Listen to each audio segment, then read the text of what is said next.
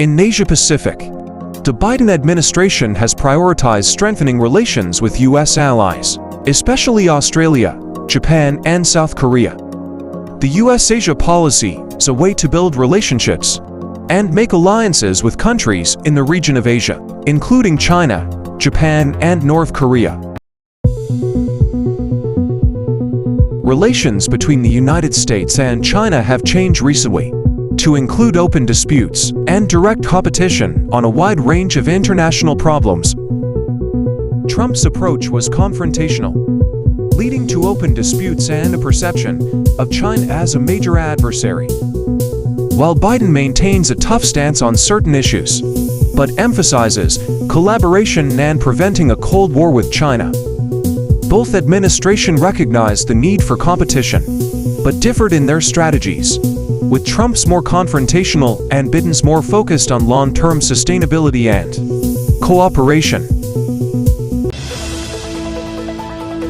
The main goal is to persuade North Korea to abandon its nuclear weapons. Through diplomatic negotiations, Trump's administration shifted from strategic patience to maximum pressure policy, imposed strict economic sanctions, and engaged in war of words with Kim Jong-un. Biden signals willingness to engage with North Korea.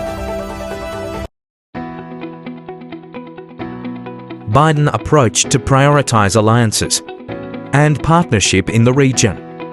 QUAD gains significance for working on shared issues and promoting an open Indo-Pacific region.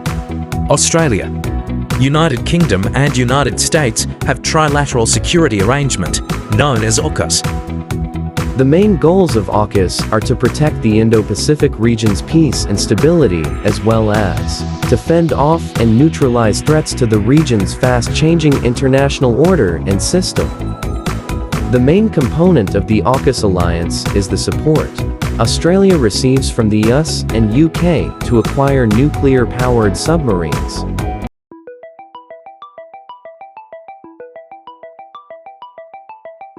The economic engagement of the United States in Asia also has witnessed significant changes, reflecting the evolving dynamics of global geopolitics, trade relationships, and strategic priorities.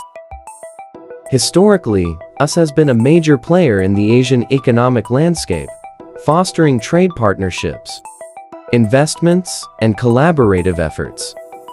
However, recent shifts in US policy have introduced a series of transformations in the engagement. Trade policy changes, especially with China, are a major driver of current shifts. The focus on fair trade and balanced economic practices has influenced how the US engages in trade agreements in the region. The COVID-19 pandemic highlighted the importance of resilient and diverse supply chains, prompting discussions about reducing reliance on specific chains. This has sparked conversations in the U.S.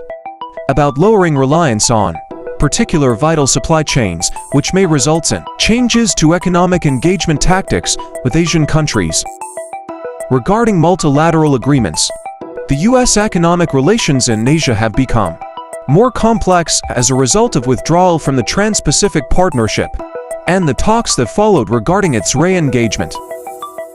The fluidity of U.S. policy is reflected in the possible re-evaluation of participation in regional agreements such as the Comprehensive and Progressive Agreement for Trans-Pacific Partnership.